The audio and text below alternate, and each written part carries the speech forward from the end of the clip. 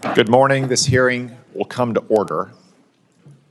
I want to welcome all of you to today's hearing on the nomination of Mr. Jay Clayton to be the Director of National Intelligence. Before we begin, I would also like to recognize the devastating loss we all suffered over the weekend. On behalf of this committee, pay tribute to our former colleague, Lindsey Graham.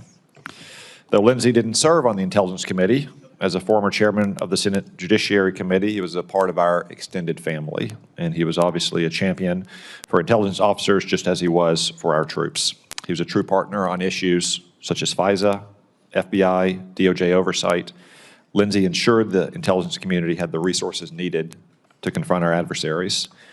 Lindsey was a true patriot who led with courage, loyalty, and relentless optimism during his time both as an airman in the Air Force and in the United States Congress.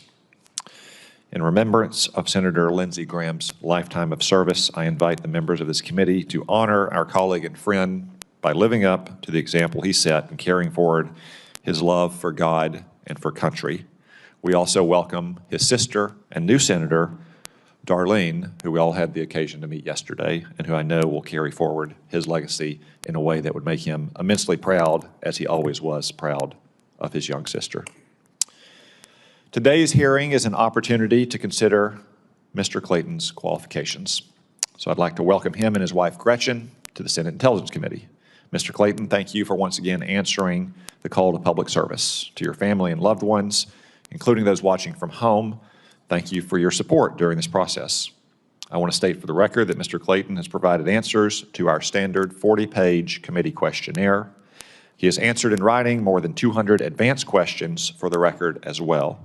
He has completed his FBI background investigation. He has met with most members of this committee, and he has provided more than 5 years of tax returns. This is no small feat, but was helped in large part by the fact that this was his third time through the process. I want to thank all of those persons and organizations who worked to move his nomination at very fast speeds. That includes our committee staff, the staff at the Office of the Director of National Intelligence, the FBI, the Office of Government Ethics, and the White House Counsel's Office. I'd also like to offer my prayers to outgoing Director of National Intelligence, Tulsi Gabbard's husband, Abraham, as he battles cancer, and thank Ms. Gabbard for her efforts to streamline the ODNI as she turns, understandably, to her husband's care. This committee is grateful for her decades of service to the country, both in uniform and as a civilian. And I also want to take a moment to thank Bill Pulte for his leadership to date as the acting Director of National Intelligence. The additional steps he's taken to right-size the office of the DNI will help Mr. Clayton be successful on day one of assuming this position. Mr. Pulte has been highly communicative and engaged with me and my staff during his tenure, for which I am grateful. Mr. Clayton, it's my understanding that you intend to finish Ms. Gabbard's work to return the ODNI to its original size, scope, and mission. I've long said that the right number of staff at the ODNI would number in the dozens, maybe a couple hundreds at the maximum, but certainly not the thousands of recent years. Congress intended the ODNI to be a lean and efficient organization to keep bureaucratic intelligence agencies at bay. But some 20 years later, the ODNI has unfortunately become yet another bloated agency that incentivizes bureaucratic make work as opposed to genuine intelligence work. Mr. Clayton, given your many years as a seasoned professional in both government and private practice, I'm eager to hear how your experiences will inform your plans to return the ODNI to those roots. I look forward to working with you to provide any legislative relief that you deem necessary, such as transferring centers or functions to other government agencies, because while many functions that are needful occur at the ODNI, they don't necessarily need to be occurring there. Additionally, I'm interested in hearing about your efforts to advance America's national security in your current role as the United States Attorney for the Southern District of New York. As U.S. Attorney, Mr. Clayton has gone after some of the worst national security threats, including foreign enemies who put innocent Americans at risk and have American blood on their hands. For example, he's overseen the indictment of Venezuelan dictator Nicolas Maduro, secured the guilty plea of Venezuelan General Hugo Carvajal, and overseen the prosecution of an Iran-backed terrorist connected to multiple attempted terror attacks in the United States. Though these are just a few high-profile cases, let me state for the record that Mr. Clayton has worked hand in glove with our intelligence agencies and counterterrorism personnel to lock up criminals who threaten our national security. I commend him and all those involved for this important work. I'm interested in hearing from the nominee how he plans to apply this experience as a leader of the intelligence community. Mr. Clayton, in addition to streamlining the ODNI, foremost on your to-do list will be helping refocus the intelligence community on operations by being a vocal and uncompromising advocate for its resources. If confirmed, I'll expect you to make the case to the Intelligence and Appropriations Committees for why the funding requests in a supplemental funding bill are so vital. As most of us know, the intelligence community operations are at an all-time high with great successes. While the Pentagon received money from the Working Families Tax Cut, the intelligence community did not. I'll say here publicly what I wrote to Acting Director Pulte and Director Ratcliffe last month. I do not want to see any more reprogramming requests that borrow from one operational account to fund another. There are plenty of underperforming and under-executing programs across the intelligence community that can be a bill payer for needful operations until Congress can pass supplemental appropriations bills. Now, before I turn it over to the Vice Chairman, I'd like to put on the record that in all my experiences with Mr. Clayton, his reputation as someone who operated with morality, decency, and integrity has proven to be true. The job Mr. Clayton has been nominated for today is not one which he sought, but one which he has been gracious enough to take on. I'm confident that by the end of the day, my colleagues will join me in seeking to get Mr. Clayton's nomination across the finish line. I now recognize the Vice Chairman for his opening remarks. Well, thank you, Mr. Chairman. Let me just echo what you said at the beginning of this hearing in terms of the great loss we all feel on both sides of the aisle of the passing of our friend Lindsey Graham. And as we commented yesterday, he was not on this committee, but he sure as hell acted like he was on this committee on many times. Mr. Clayton, Jay, it's good to see you again. And it was great to have the opportunity to meet your wife, Gretchen, in the anteroom. And I'm going to start with where the chairman started. And I have addressed this before, but the process we've gone through to get you before this committee is really pretty remarkable. I can't think of any other instance in the history of this committee where a president sends a nominee up, and then in a bipartisan way, we say, we really want to move heaven and earth to get this nominee moving through quickly because of the importance of the position. And then the president decided that the Senate was moving too fast on his own nominee. And pulls that nominee for a while, pulls down the hearing, and in the meantime blows up the FISA reauthorization process, which is critically important. Now, I know you had nothing to do with that, and we're probably as surprised as many of us. So I guess congratulations about getting finally in front of this committee. I also want to thank you for your partnership when you were SEC chairman and when we worked on investments in human capital. But when I last talked to you, this job is very different than anything I think you've done in your long career. And I'll have certain expectations of how you would perform the duties of DNI. These are expectations I make clear to all IC principals throughout my time on this committee, regardless of administration. First and foremost, as most know, this position of DNI was created after the events of 9/11. And as such, and Senator Collins had a large role in creating this position, it said law requires the DNI have extensive national security qualifications. Because if you get this job, you're going to have intimacy with all of the nation's top closely guarded secrets. Now, I know you've served in some very distinguished positions, SEC chairman, U.S. Attorney for Southern District. And I look forward to hearing how those positions will meet that qualification of extensive national security experience. Second, as I mentioned, the DNI has literally access to all our nation's secrets, things that are limited only to the Gang of Eight here in Congress. And I will hope that you will treat this sensitive information with the kind of respect and security it deserves. As members know, one of my greatest concerns with President Trump's appointment of Mr. Pulte as acting DNI is that Mr. Pulte had no national security experience, and if anything, it's what seemed to be his one qualification.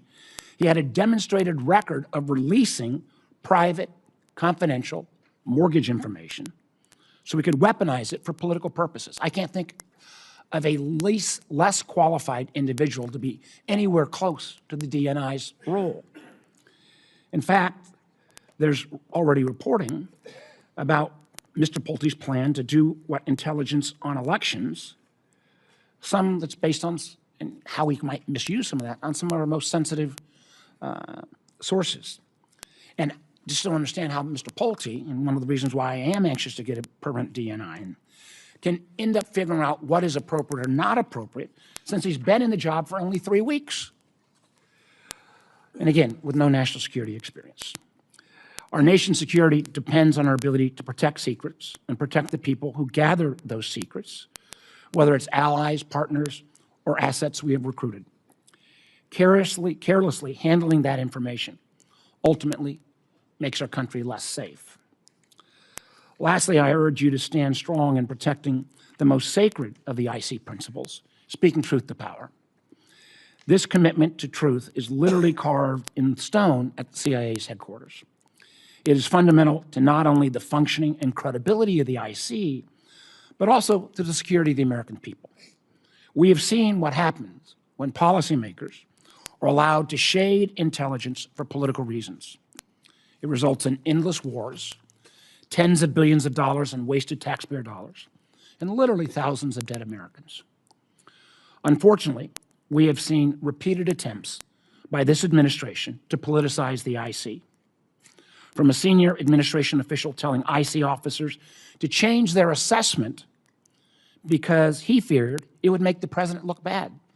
That's the absolute epitome of undermining speaking truth to power. To the former DNI literally inserting herself into an active domestic law enforcement action in Fulton County and seizing voting machines in Puerto Rico. Nothing within the gambit of the DNI. It's about foreign intelligence and foreign interference. And in fact, recent reports suggest that the IC's annual analytic objective survey, where they go out to the whole IC community and say, how do you think things are going, shows a substantial increase in the number of IC employees who say they are concerned about the intelligence analysis being undermined by political interference. Again, the opposite of why your role was created and the opposite of what the goals of the IC should be. I hope that should you be confirmed, you will make it clear that this kind of politicization has no place in the intelligence community. And I ask that you treat the thousands of IC career staff who will be under your charge with the kind of respect and dignity they deserve. They are brave men and women who've signed up to serve our country, and they never get the recognition that our men and women in uniform get, but they do so much to protect our nation. And as I said at the outset, this is a very different job than any you've had in the past. And in some ways, I believe it's more critical than being SEC chair or U.S. attorney, because in many ways, the IC is our first line of defense in terms of keeping our country safe. In order to make sure we keep our country safe, the IC must also maintain the trust and credibility with the American people, which means objective analysis, keeping itself free from politicization. I look forward to your answers. Congratulations again, and I yield back. Thank you, Mr. Vice Chairman. I now recognize Senator Rounds, who would like to say a few words about Mr. Clayton. Thank you, Mr. Chairman. Today I have the privilege of introducing the Honorable Jay Clayton, President Trump's nominee, to serve as the next Director of National Intelligence. I first met Jay through my role on the Banking Committee when he was nominated by President Trump and confirmed by the Senate to be Chairman of the Securities and Exchange Commission in 2017. He's a consummate professional with a distinguished career in both the private and public sectors. The Senate previously confirmed him on a bipartisan basis to serve as the SEC chair, and I'd like to think we were proven correct in judging his character the first time around. It's no surprise President Trump would select him to serve in his cabinet. The DNI has to be a trusted, unbiased voice to provide ongoing intelligence to the president. I believe Jay will do a great work in this role. Jay is an accomplished lawyer with decades of experience, and he currently holds one of the most high-profile and demanding posts in the Department of Justice as the U.S. Attorney for the Southern District of New York. He made the most of his time in New York by prosecuting some of America's worst enemies and threats to our national security. Mohammed al-Sadia, the Iranian-Iraqi national responsible for over a dozen terrorist attacks in Europe and 2 attempted attacks in America. Nicolas Maduro and other narco-terrorists. These efforts required extensive coordination with the intelligence community and larger national security enterprise, including the Department of Justice, the Department of the Treasury, the Department of Homeland Security, and the Federal Bureau of Investigation. If confirmed, Jay's experience at the helm in New York will serve him well as DNI. Mr. Clayton chaired the SEC through a period of significant uncertainty for financial markets during the depths of the COVID-19 epidemic in 2020. His success in leadership roles at the SEC and DOJ is strong evidence of his ability to be an effective coordinator as the Director of National Intelligence. Many of the most pressing national security threats we face today are cross-cutting issues that involve technology and economics and go beyond the IC's traditional focus on foreign military capabilities and foreign leadership intentions. Jay's time at the SEC and in the private sector has given him valuable experience with issues that the DNI faces on a daily basis: cyber threats from state and non-state actors, illicit finance, economic competition with China, and the rapid adoption of artificial intelligence by both our adversaries and our own intelligence community. He brings valuable insight into each of these areas that will serve him and our country well. Jay holds a TS, SCI clearance and has worked in highly classified, compartmented environments requiring discretion and security compliance.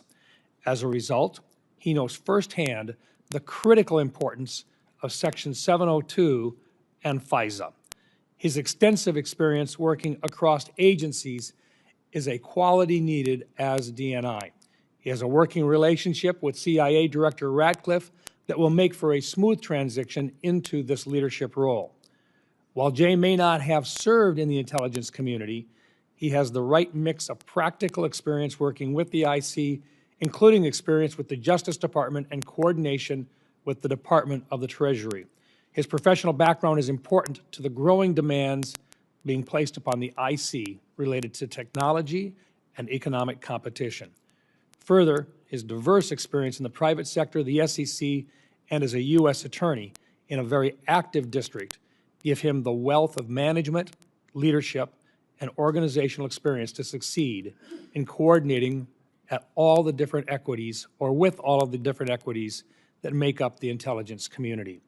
In closing, I offer my strong endorsement for Mr. Clayton to serve as the next Director of National Intelligence. Thank you, Mr. Chairman.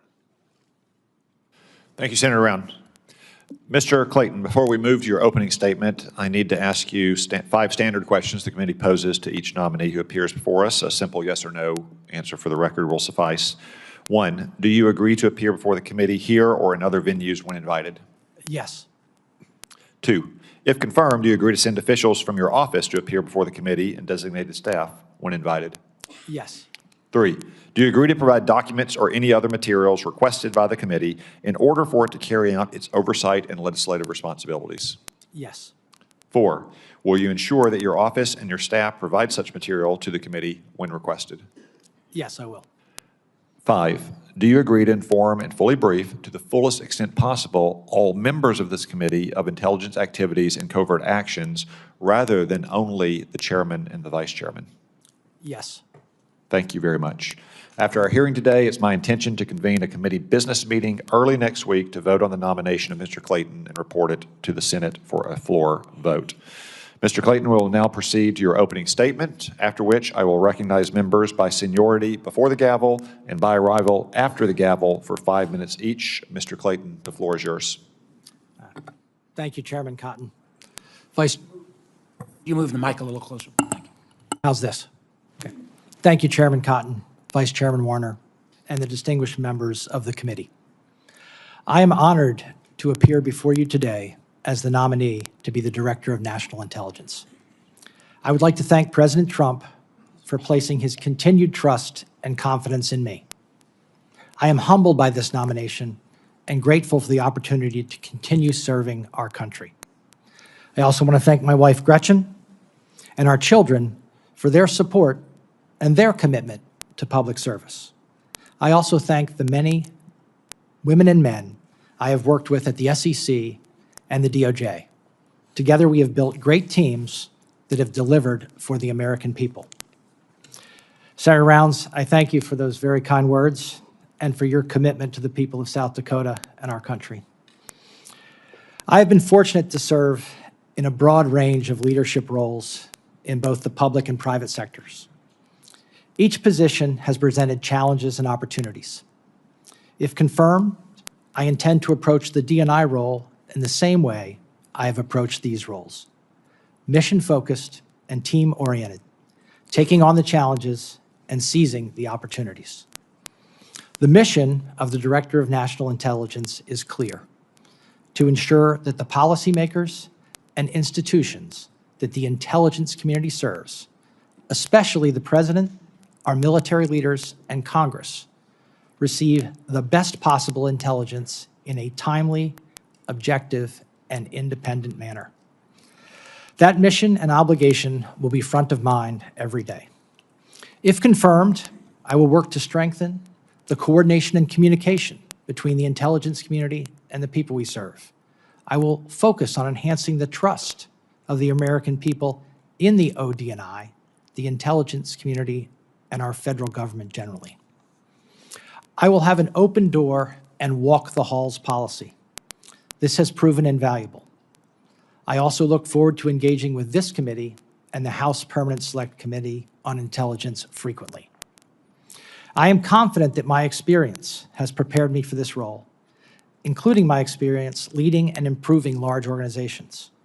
Large, multifaceted organizations like our intelligence community work well when they have 1, a commitment to the mission, 2, clear strategic objectives that further that mission, and 3, metrics that facilitate the assessment and improvement of their operations.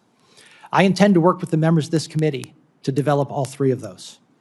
A few specifics on my national security experience. As the U.S. Attorney for the Southern District of New York, I've gained significant national security experience, including in matters involving foreign terrorist organizations, counter-espionage, money laundering, bribery, and the abuse of our communications platforms to create and sow distrust. We interact with the U.S. intelligence community and counterterrorism officials continuously on dozens of important national security matters. In addition, I've acted as the principal liaison with senior officials at Treasury, State, and the Department of War on matters of national security. As chairman of the SEC, I advised the intelligence community on various matters and directly confronted issues with national security implications, notably leading our cybersecurity and cyber resilience for critical infrastructure in our financial services sector, combating Chinese influence on and exploitation of our markets, and importantly, maintaining economic stability and confidence in our markets during the COVID-19 shutdowns.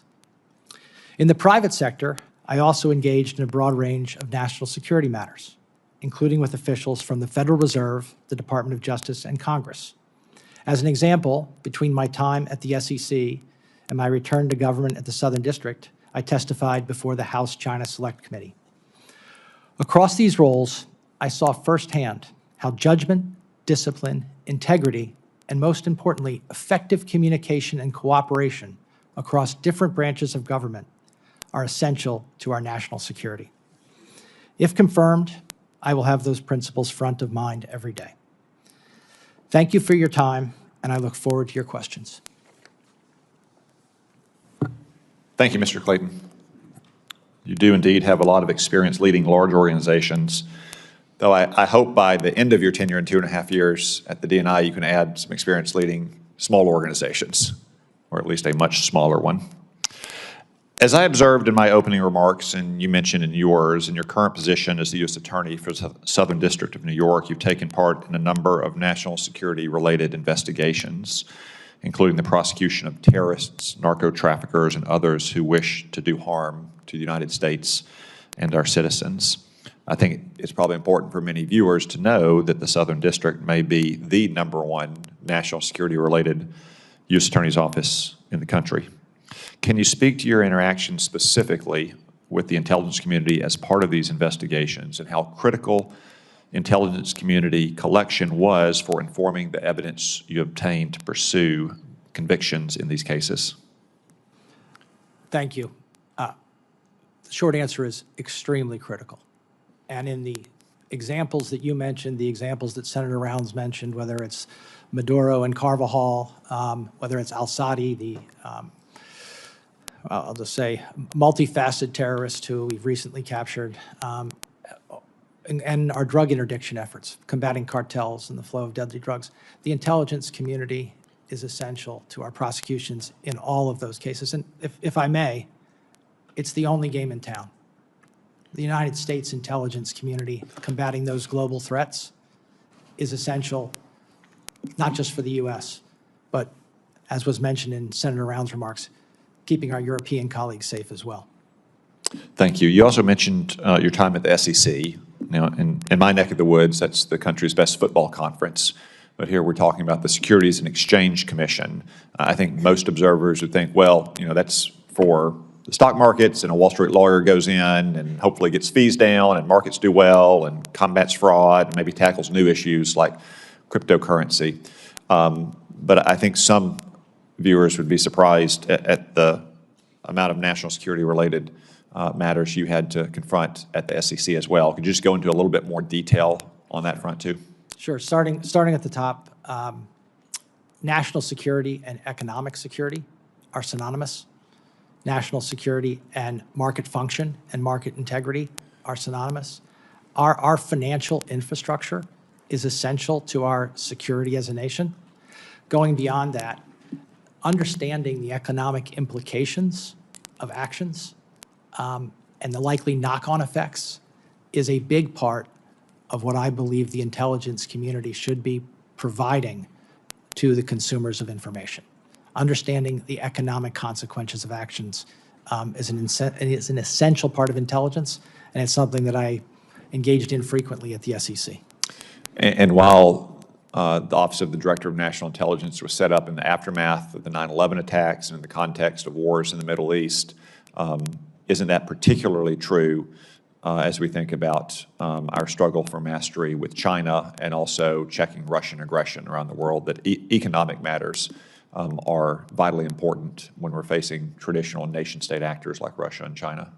Senator Cotton, Chair Cotton, I could not agree more that our adversaries not only look at kinetic and other what I would call traditional ways to harm Americans, they look at economic ways to harm Americans. Thank you. The Vice Chairman alluded to an address the President will apparently be giving tomorrow night that may or may not be based on some kind of intelligence that's going to be declassified. To what degree, if any, have you been involved in the process for what may be discussed by the President tomorrow night? I'm not involved in that. Because you're not currently the Because Director I'm of currently National not the Director of Intelligence. National Intelligence. And in fact, to be involved would violate a core principle, which is you take no actions that would presume your confirmation. That I couldn't have said it better. Thank you for helping me establish that fact. The Vice Chairman.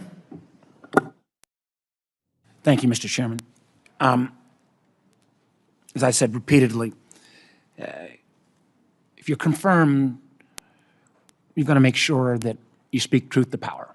And that means even if the truth is not the preferred narrative that somebody wants to hear. So let me just ask you, it should be a simple question. Do you deny that Joe Biden won the 2020 election? Senator, I'm not an election denier. Joe Biden was certified as the President of the United States. Election denial is something that we cannot have. So I will take that as you do not deny that Joe Biden won the 2020 election. Yeah, I'm not. I think, let me just be clear. We have substantial work to do, and I've made it in improving our electoral processes. It's part of national security, and I feel strongly about that. One of the things that, again, this will come around perhaps to what's happening tomorrow night as well, classified information is critical if we violate classified information, that loses us allies, it makes us less strong. I fear that certain countries already are not sharing as much information with us because of some of the things that have happened. So let me ask you some straightforward questions. If confirmed, you commit to protecting all classified information in accordance with established rules and procedures. Yes. If confirmed, you commit to following established process and procedures when it comes to declassifying information. Yes. And that will then lead to the next, because if you're going to follow official purposes, you cannot declassify information for political purposes. Will you promise that you will not do that?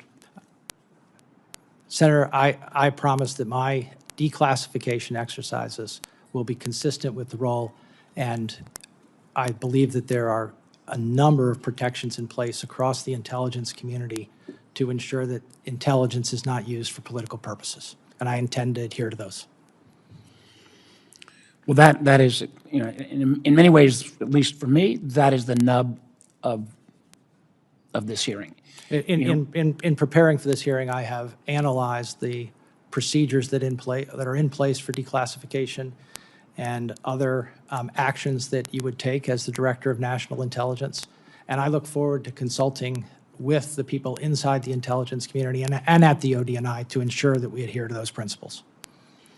It's critically, critically important because, again, we may see some of this tomorrow night or not, but we go around those established procedures. We could burn sources and methods. We could lose allies. It is, the ramifications are so grave, and it has been treated in such a cavalier way that it's really extraordinarily upsetting to me. Along with classified information comes the analytic tool. One of the things that I pointed out in the recent IC annual survey, the number of IC analysts that are concerned that their work may be threatened by politicization, or if you don't reach the right conclusion, that completely undermines the basis of what the intelligence community is set up with. So, if confirmed, you commit that the ODNI's decisions and analysis will remain free from political pressure and conspiracy theories. Yeah, Senator, the role is to ensure that you, the President in particular, the members of the Cabinet receive the best possible intelligence product available, and I do commit to do that. And I do commit to do that. Yeah, if you could bring the whole box a little Sorry, closer. I need a space for the papers. But I can't stress enough, you know, if the IC workforce feels they're going to get political blowback or get fired, which we have seen, because they reach a conclusion that may not be what certain folks in the administration want to hear, that undermines the whole work of the whole community. if I could jump in on that, Please. and I want to say that my experience at the SEC, my experience at the DOJ, is that the people who have worked for me have great confidence that they can speak to me in a candid and free from any worry that what they say to me in their professional capacity is going to result in any kind of disagreement. I would say any kind of friction beyond the normal toing and froing that you have in any organization. And I will say, let me add a comment to what Senator Round said. In working with you at the SEC, I found that was how you operated, and particularly in taking on certain issues that might not have been politically popular. But this is such a different role, and I am so concerned that whoever ends up in this role is going to be under a set of pressures that may be unprecedented, and we're going to need somebody extraordinarily strong. I'll come to my last set of questions, and that is around election integrity. This job was set up to look at foreign interference in our elections. So it was more than stunning to me when the former director, Director Gabbard, showed up at a domestic, I believe, political interference activities in Fulton County. We're coming into election season. I want to make sure you are on the record.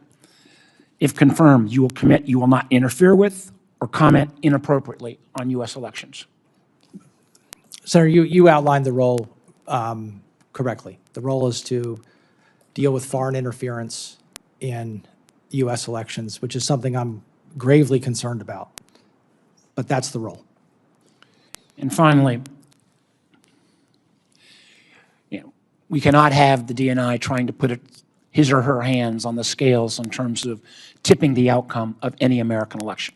Will you commit to not put those hands on the scales? The role of the intelligence community is to provide information, not to engage in policy or those things. So yes.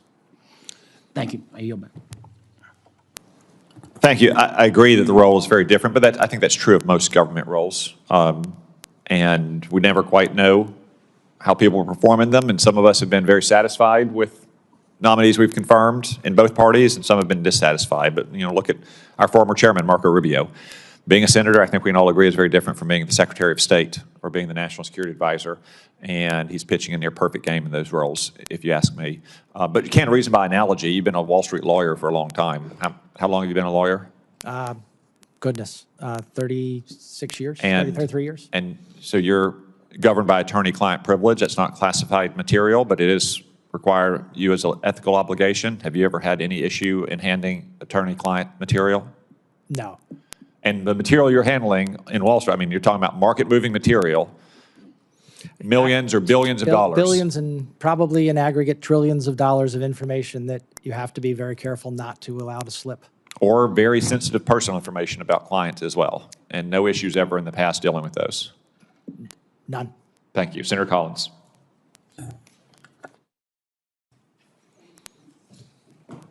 Thank you, Mr. Chairman.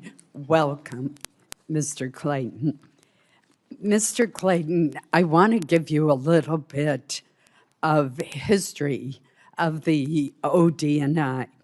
I was a co-author of the legislation that created the Director of National Intelligence, along with Senator Joe Lieberman, Congresswoman Jane Harman, and Congressman Pete Hoekstra in the House.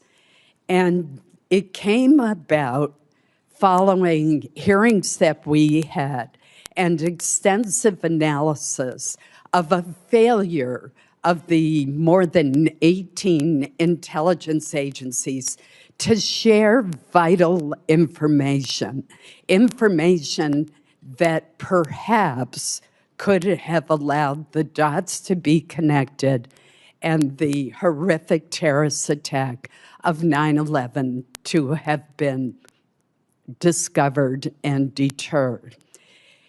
I'll never forget a conversation that I had with Secretary of State Colin Powell. He said our intelligence community needed an empowered quarterback to make sure that there was sharing of information and a collective, collaborative approach to intelligence. Instead, what we had was a very siloed approach. And that's why we worked so hard to draft the Terrorist Prevention and Intelligence Reform Act that created the Office of the Director of National Intelligence and the NCTC, the National Counterterrorism Council, which would bring agencies together. So I understand that ODNI has grown far bigger than we ever would have envisioned when we wrote that law.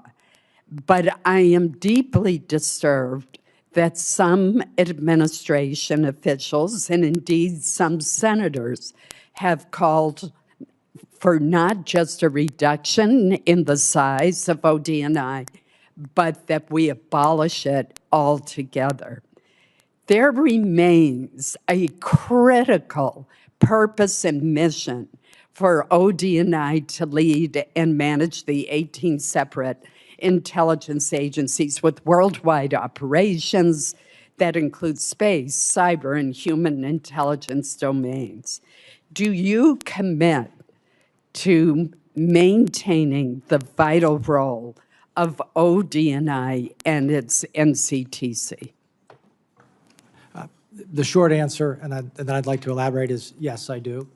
And having seen this from the outside now, in my roles and also preparing to hopefully take on this role, if we didn't have this role, we'd have to invent it, because there needs to be a focal point for coordination across the other 17 intelligence agencies. There needs to be a place of oversight, a place to resolve conflict. I look at it as a board of directors roles. And to the extent that the ODNI has gotten into operations or started to play the roles of some of those other agencies, it probably should pull back, because it's difficult to be both operations and oversight, but I think an oversight role is important. Thank you. The second issue I want to bring up with you is the anomalous health incidents, also known as Havana syndrome, that have occurred since 2016 and caused, in some cases, career-ending disabilities for our intelligence, our defense, our State Department employees.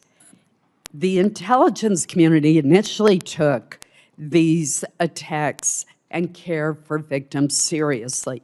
However, for various reasons, this quickly seemed to turn into a very dismissive attitude throughout the federal government with little forward progress. This led Senator Gillibrand and I to co-author the Havana Act of 2021 to support the victims who are not receiving care nor compensation.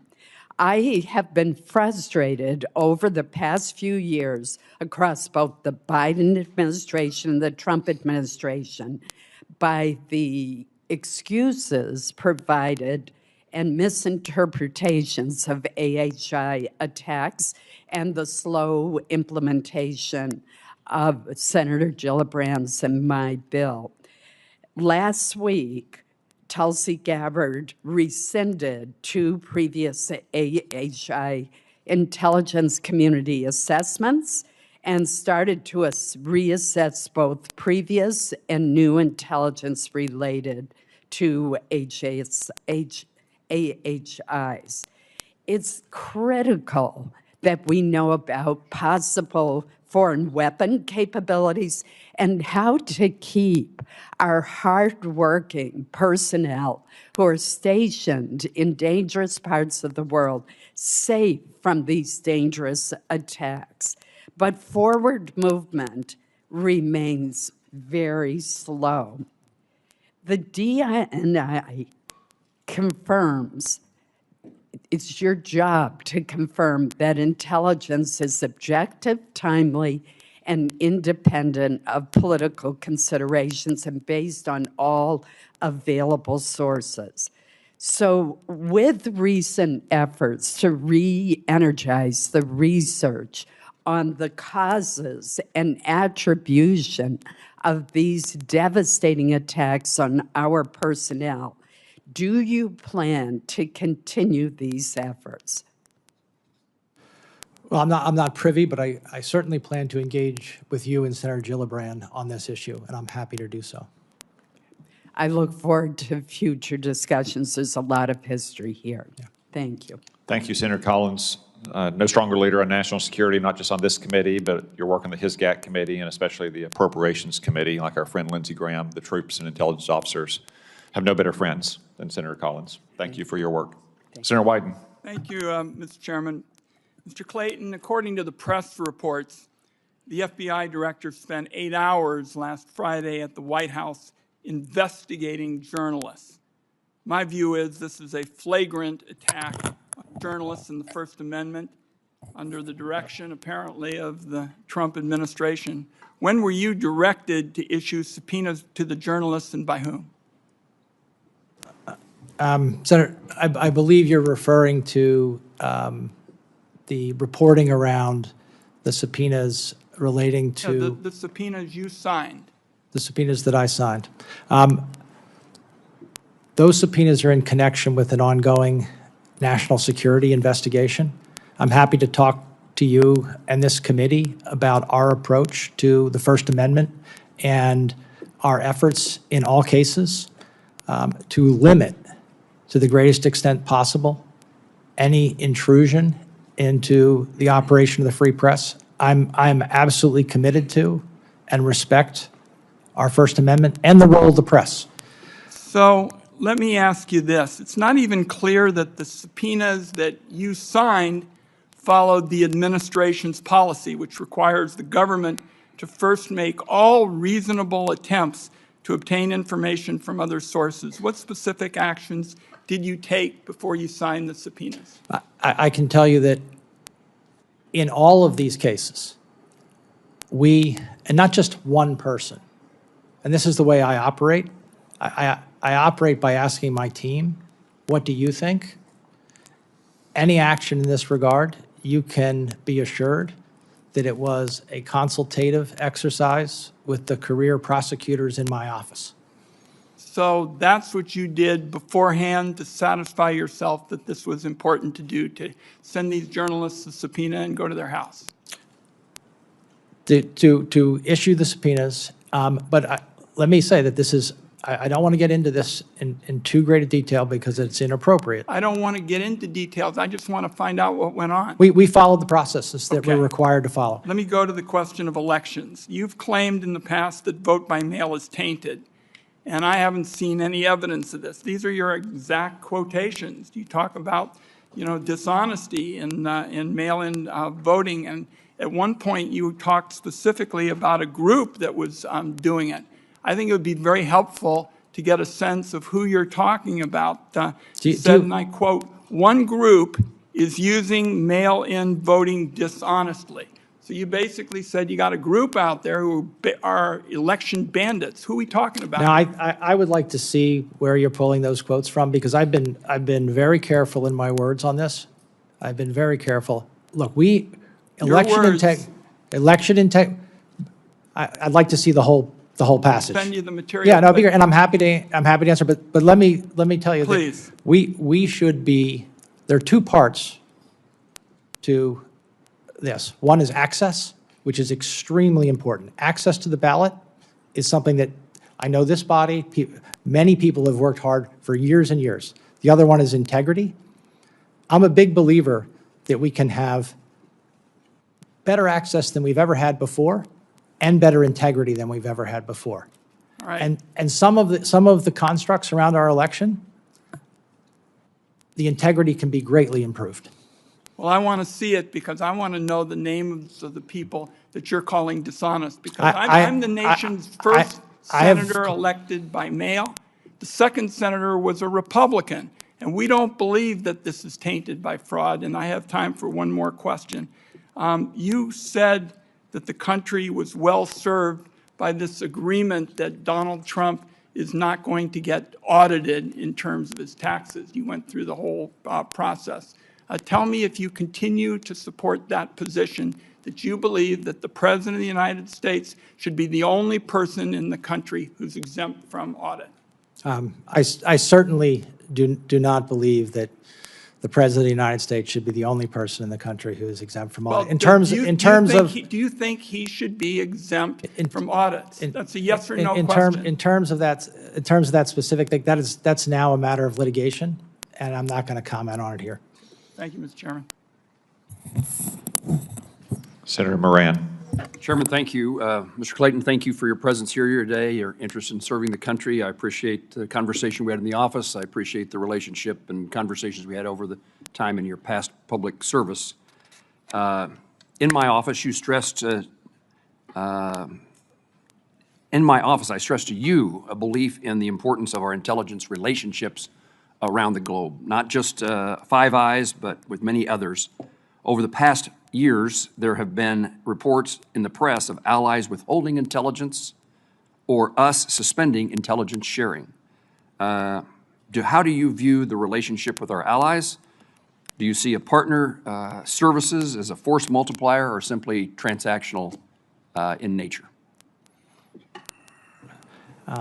Senator Rand, I think I'll be able to give you a much better answer should I be confirmed and have greater access to those relationships. I know the Five Eyes relationship historically has been extremely valuable to the United States. In terms of bilateral sharing, like anything, I think that's something that you have to assess constantly, whether it's working. But there's no reason not to explore whether you can have something that works. I assume you would say that it's desirable to have a relationship with many countries around the globe and determine whether there's a relationship that can work in which we're sharing intelligence information. I think that's really well said. In your answer to a written question asking if you commit to making sure that Ukraine has the intelligence it needs to apply pressure on Russia, you said, quote, "to the extent directed by the President, arm Ukraine and other partners with intelligence that illuminates Russian plans and intentions." I appreciate that you work for the President, but I want to emphasize my belief that any such sharing is critical, and any suspension of intelligence sharing with Ukraine would require very serious justification. And so my question is, if confirmed, do you commit to sharing with this committee the rationale of any such suspension, and do so before the suspension becomes public? Give us a chance to have input in that consequential decision. I expect to have, I would say, frequent and substantive dialogue, including around priorities. The priorities are set to reflect the priorities of the administration and the priorities of the President, but I expect to continue to discuss any change in those priorities. And, again, I'm not privy to these things, but I don't have any expectation that that priority is changing. I chair an appropriations subcommittee that funds the FBI, and I have a strong interest in supporting its counterintelligence role. It's the lead counterintelligence agency in the U.S., but you note in your answers that the National Counterintelligence and Security Center within OD&I is the, quote, head of the U.S. government counterintelligence activities. How would you characterize the relative roles of the FBI and the Security Center in counterintelligence, and what are the practical effects of how that would work? Senator, my direct experience with counterintelligence, and obviously I can't go into the specifics, but it's fairly extensive at the moment, is directly with the FBI. Some engagement with the center, but it's mostly directly with the FBI and Homeland Security. And that past experience, that relationship lends you to what kind of conclusions in that regard? It's extremely important. The threat is real. The threat to the safety and security of the American people is real. And we need to be vigilant every day. And in fact, I think my colleagues would be happy if, in your role, I made a pitch for more resources. If they would.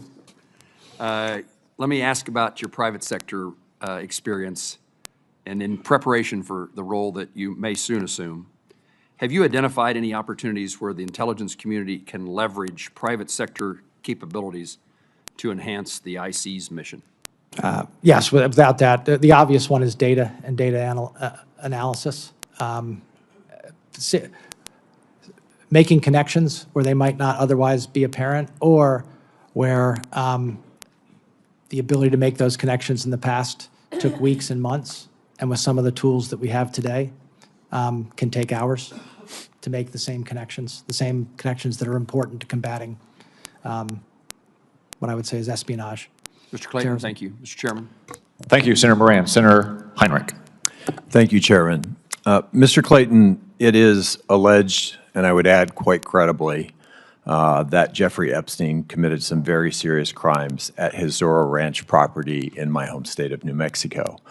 Yet there has never been a federal search of that property. And in fact, in 2019, the Department of Justice directed New Mexico to pause its own investigation and has most recently refused to provide the unredacted evidence needed for our Attorney General to effectively carry out his investigation, despite federal and state laws requiring disclosure. I understand that as U.S. Attorney for the Southern District of New York, you led the investigation into Jeffrey Epstein. Can you commit to providing any relevant information to the New Mexico Attorney General and the documents, unredacted documents, that he has requested? Yeah. I spoke to my team about this last night. That request is for unredacted documents. Those documents are subject to several protections for those redactions, including a protective order of the court. My folks, I think, as we speak, are seeking dialogue with the Attorney General to see if we can reach an accommodation that is consistent with those protective orders. I would seriously encourage that cooperation and that spirit of working in cooperation between federal and state law enforcement. I think it is quite clear that it is likely that there are survivors, witnesses, and co-conspirators whose names have been redacted that are necessary for him to effectively complete that investigation. And, Mr. Chairman, I would also ask unanimous consent to enter into the record the letter from the New Mexico Attorney General to the Department of Justice. Without objection, I guess. Mr. Clayton, in your role as U.S. Attorney for the Southern District of New York, you were tasked to personally certify that the unsealed grand jury material related to Jeffrey Epstein did not disclose victims' personal information. The judge in that case stated that he added this protective order to ensure that an identifiable official within DOJ takes ownership of the sensitive and vitally important process of reviewing discovery. Due to what the Department of Justice later called technical or human error, the January 26th release of material included email addresses and even nude photos of potential Epstein victims. Lawyers for those victims said that this flawed process re-traumatized the survivors and, quote, turned their lives upside down. You were in charge of this process during which highly sensitive personal data was made public. Did you personally certify the material as the judge ordered? The judge ordered certification of a subset of the materials that were in the Southern District. So who takes responsibility for what I think was an unconscionable release of, an unnecessary release of personal information for these victims? I think the Department of Justice has addressed that from the overall perspective. You know, Harry Truman used to have a sign on his desk that said, "The buck stops here." Who has a sign on their desk in this case? For the Southern District documents, it was me. In a media interview a couple of months ago, you were asked your position on the president's $1.8 billion fund for victims of weaponization, and you replied, "When we are investigating people and bringing charges against them, criminal charges against people, from a financial point of view, they can be absolutely devastating. If people have been pursued inappropriately, I'm supportive of there being relief for that financial cost." That's it, end quote. Do you believe that people convicted of violent crimes related to the January 6, 2021 attack on the U.S. Capitol and on U.S. Capitol Police were pursued inappropriately in any way? Let me say this. Any physical violence against law enforcement is completely objectionable. Would it be appropriate for that fund to be used in cases where people were duly convicted of violent crimes in that case? Let me go back to my comment very quickly. I was not speaking of the fund. I was speaking generally. I think this is a CNBC clip, and I stand by what I said, which is if people have been inappropriately and intentionally subject to prosecution, they should have recourse. Thank you, Mr. Chairman. Mr. Chairman, I just want to let the witness know we've got the Fed chair upstairs, but I will be right back. I want to make sure that my colleagues know I'll be back directly. Senator Budd. Thank you, Chairman. Mr. Clayton, it's good to see you again. I enjoyed our visit a few weeks ago in the office, and also when I was coming onto the House Financial Services and you were coming into the SEC, I enjoyed our time that decade ago. So as we talked about a couple of weeks ago, did the president ever ask you to disband or dismantle the ODNI or the intelligence community? No, Senator, the president has given me no instructions other than to do a good job. Great, thanks. A little while ago, you and Chairman Cotton were talking about economic security being national security, those two being synonymous. So we've got an intelligence community largely established 1947, around the Cold War period. So what changes are necessary in the intelligence community to maintain economic security as well as national security? I don't want to say that the intelligence community is currently free from economic analysis and the provision of intelligence, but I do believe that the economic effects of various events should be more a part of intelligence assessments, because economic effect, markets move immediately. Markets react, and then people react to markets. I mean, most interestingly today, for all of us, is the price of oil. Understanding the dynamics around the current and the long-term price of energy and the price of oil, I think is an essential part of any intelligence assessment. Thank you. You know, the men and women in the intelligence community, they do an extraordinary work. Most of the time, they don't get any recognition. But sometimes there's a few bad eggs.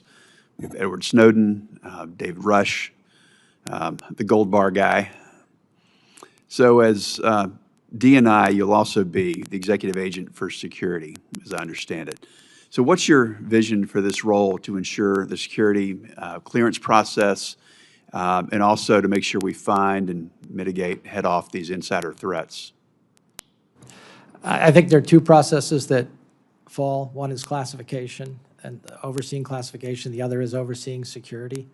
It may not be, super interesting, but we need to focus on both of those. I think the consensus that I've heard from people who know more than I do are that both of those are in need of a refresh to be more effective. Thank you. I look forward to staying in touch on that and appreciate your work. Thank you. I think Senator Budd raises an important point. We all love our troops. Troops go through the airport.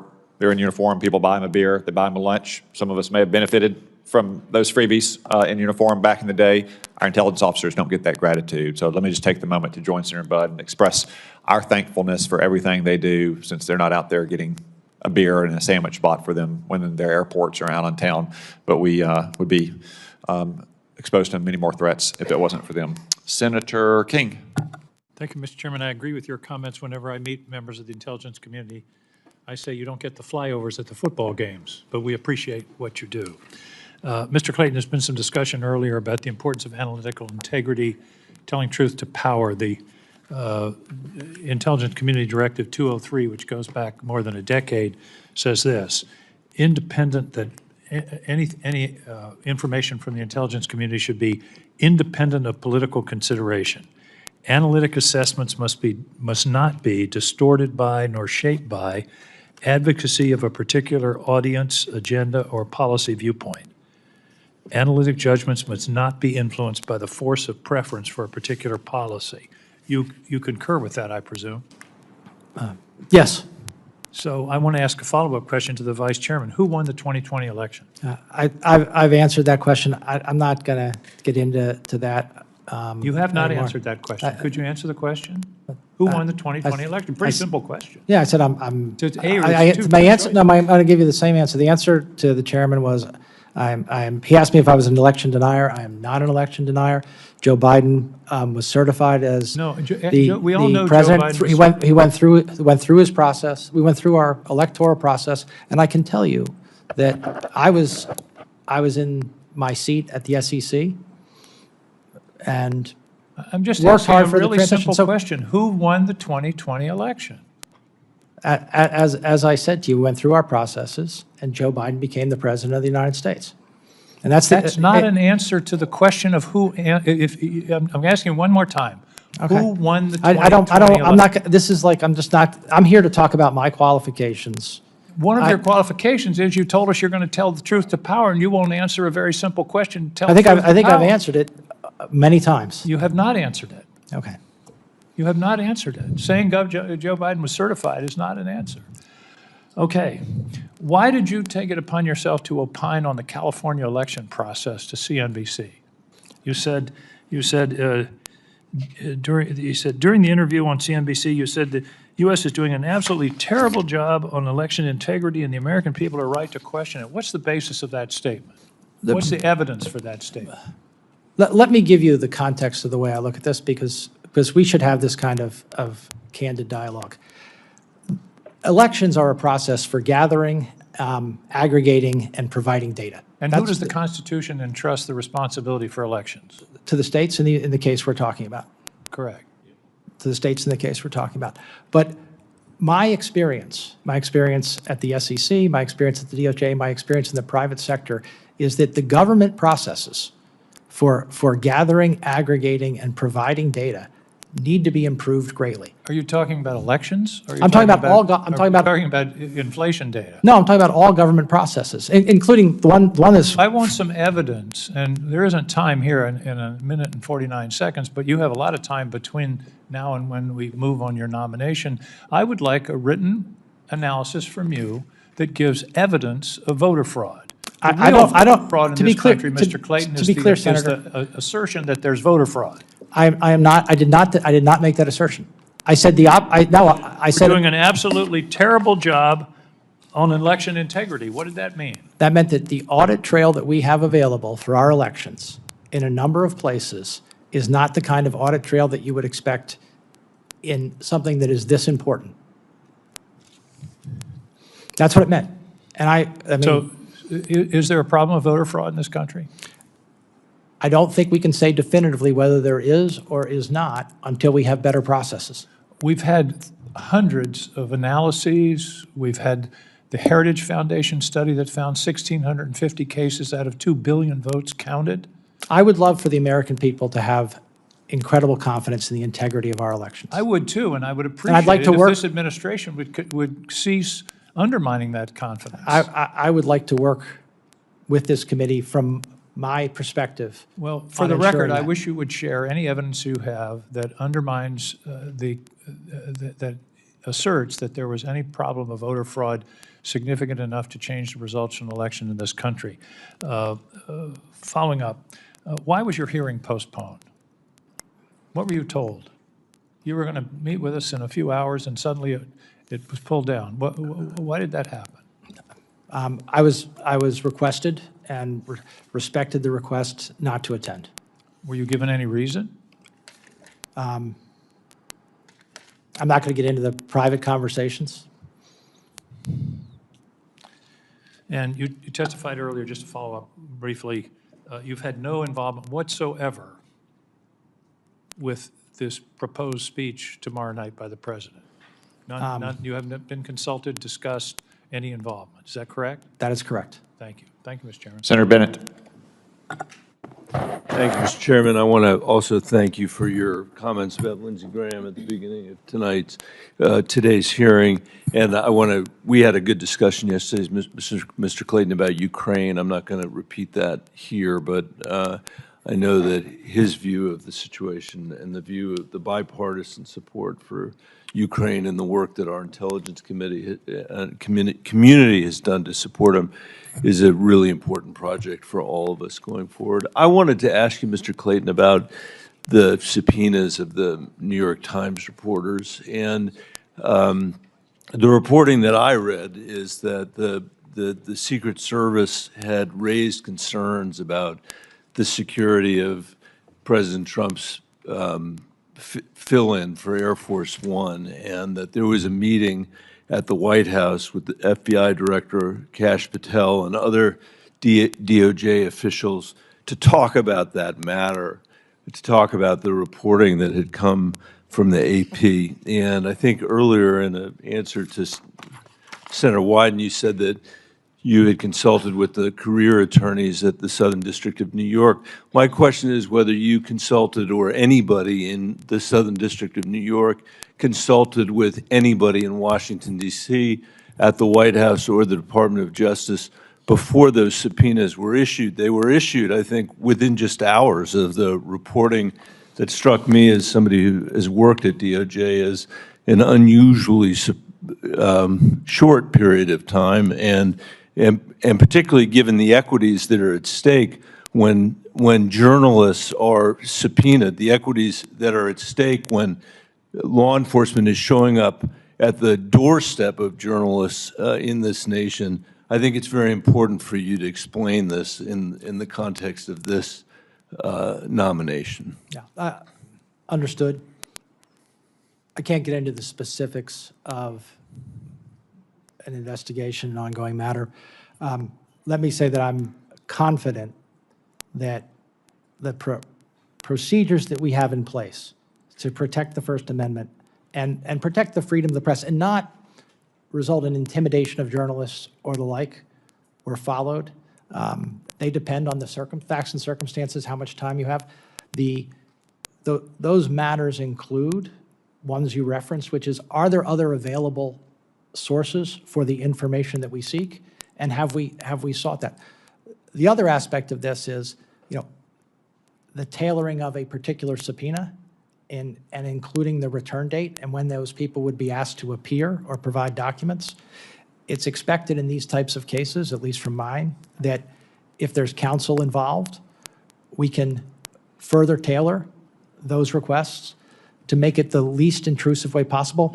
But let me just finish, if you don't mind. Yeah. It is vitally important that if national security interests are at stake, that there's not what I would say is a huge blind spot, where someone can use the ability to provide information to journalists, to get it out there, including our adversaries, without any potential for discovering how that happened. Well, I think this committee is well aware of the intelligence equities that are at stake. We have that's why all of us do this work and provide this oversight. But I think all of us would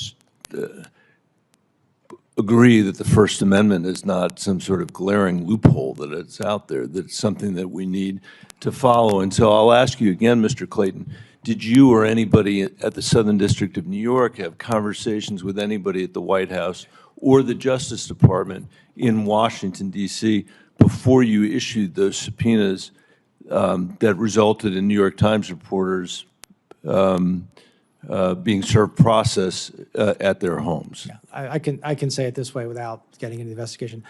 The protocols require consultation with the Department of Justice in Washington, and we followed the protocols. And did anybody in Washington, D.C., suggest to you or anybody on your team that you should issue subpoenas in this case, following the AP reporting? Following the AP reporting of the president coming back on an airplane that was unsuitable for the protection and the defense of the President of the United States? Yeah, I'm not going to get into the details. What I can tell you is that we followed those procedures, and those procedures, for the reasons that I believe firmly and you believe, protecting the freedom of the press, being the least intrusive possible, require consultation.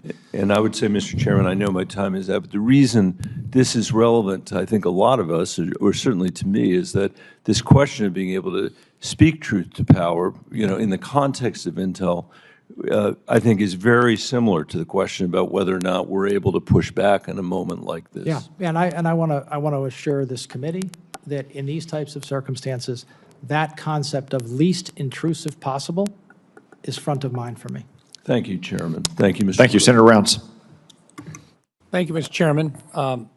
Look, first of all, I do think you're the right guy for the job. And as I said in my earlier recommendation of you to the entire committee, but I want to give you an opportunity to talk a little bit about some of the new technologies that are being involved that we're going to have to address. And I don't think we've really talked a lot about what artificial intelligence is going to do, and the integration of artificial intelligence, not just by our intelligence agencies, but also by our adversaries.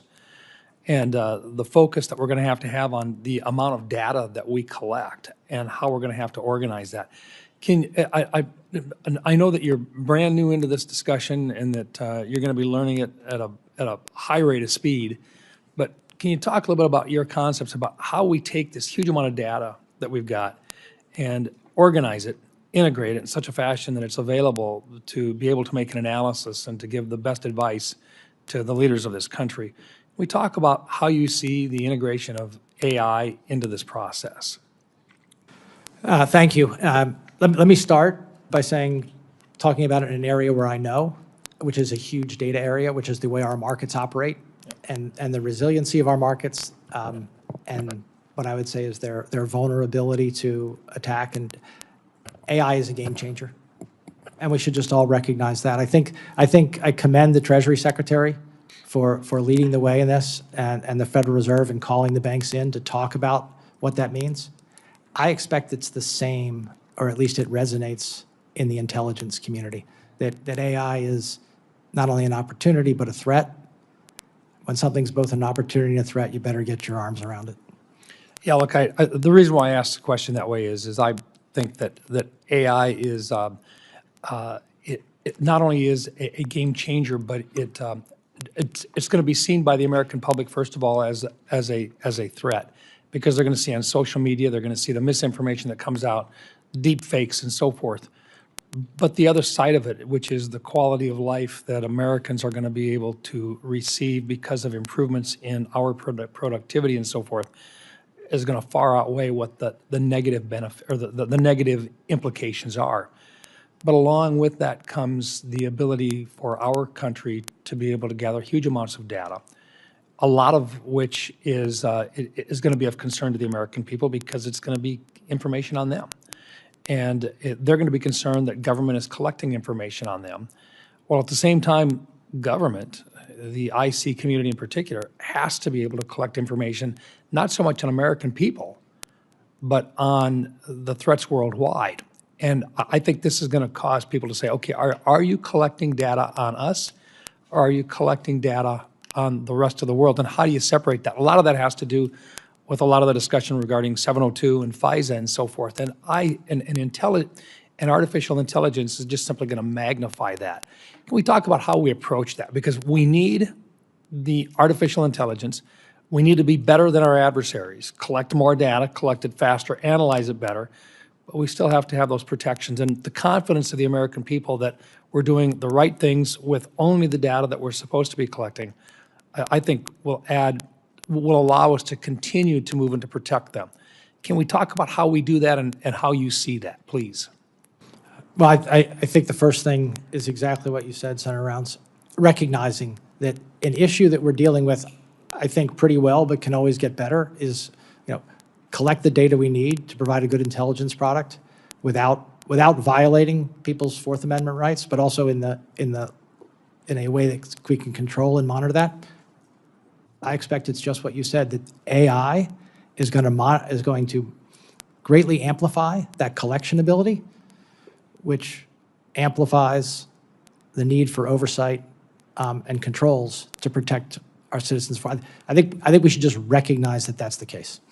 Yeah, thank you. Look, Mr. Chairman, I just think that this is something that I think our committee is going to be directly involved with, and I think on both sides of the aisle, the implementation of this tool as we speed up the delivery of the decision-making capabilities for our leaders has got to be one that the American people will continue to have confidence in, and I think that's part of the key reasons for having a discussion like this, is to let people know that we recognize that threat is out there and that we're aware of it, and that as we collect the data that we have to, we're going to be very careful about the coordination so that their rights are protected in this collection process. Thank you, Mr. Chairman. Thank you, Senator Rounds. Senator Gillibrand. Thank you, Mr. Chairman, and thank you, Mr. Clayton, for your service to our country. I want to just continue with the line of questioning that Senator Bennett had about the New York Times subpoenas. You said you don't want to get into it. I understand that. But the reason why we're asking these questions is because the subpoenas were issued so closely after a very long meeting at the White House. There seemed to be an unnecessary urgency behind it, and I'd like you to maybe comment on why there was this urgency.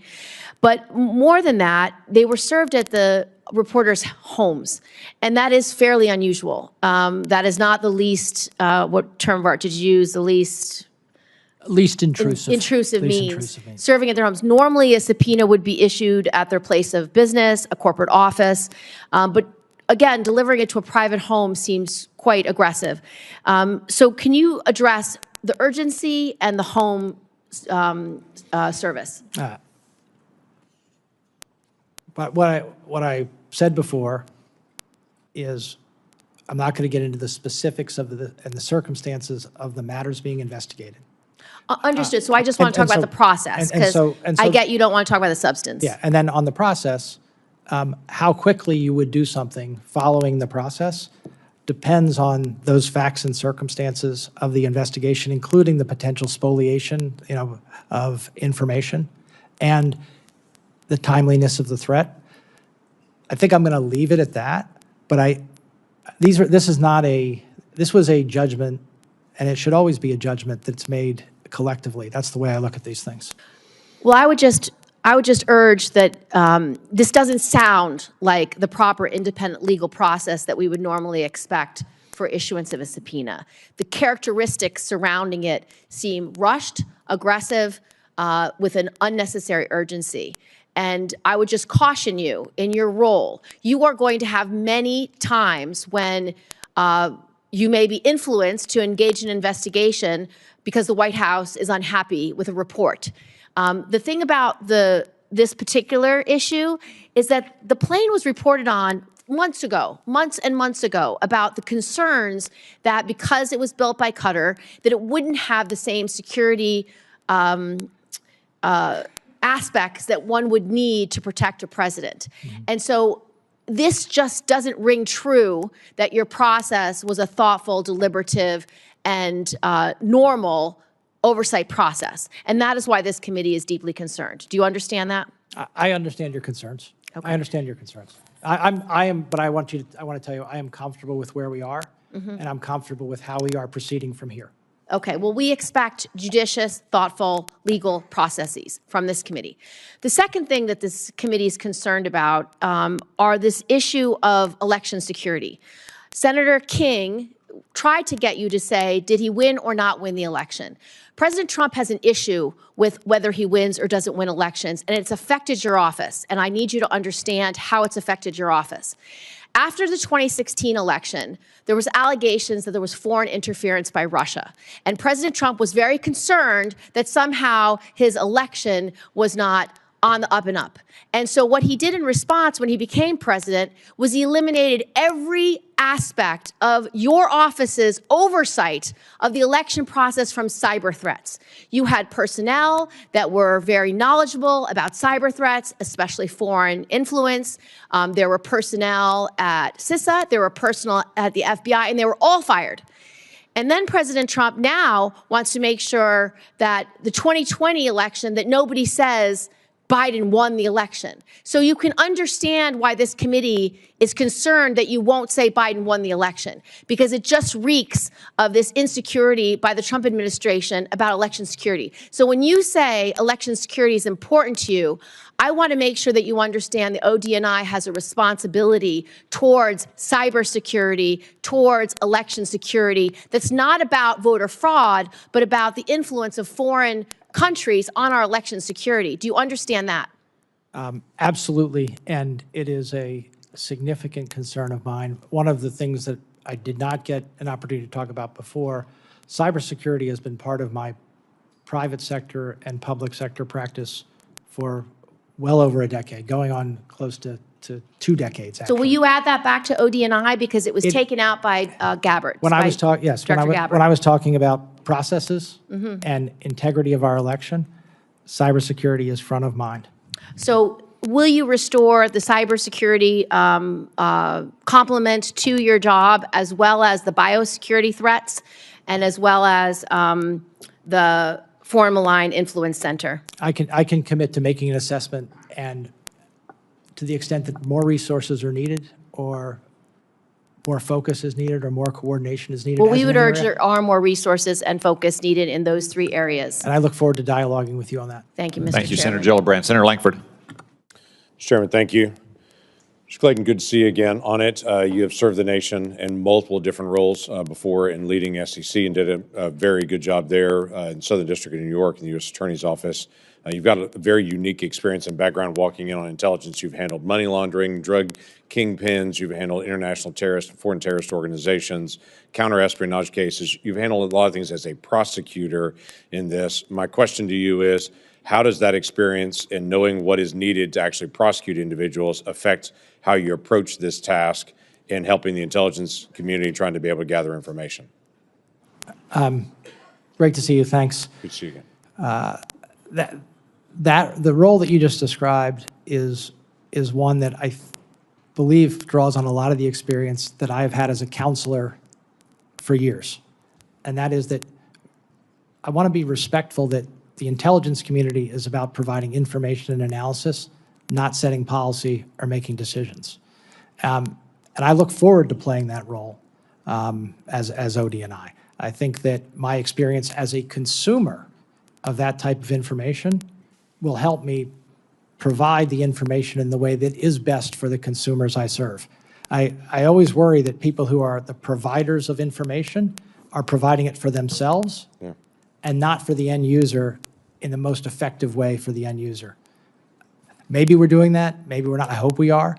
But I also want to say, as Senator Cotton noted and others have noted, the women and men of the intelligence community are incredible.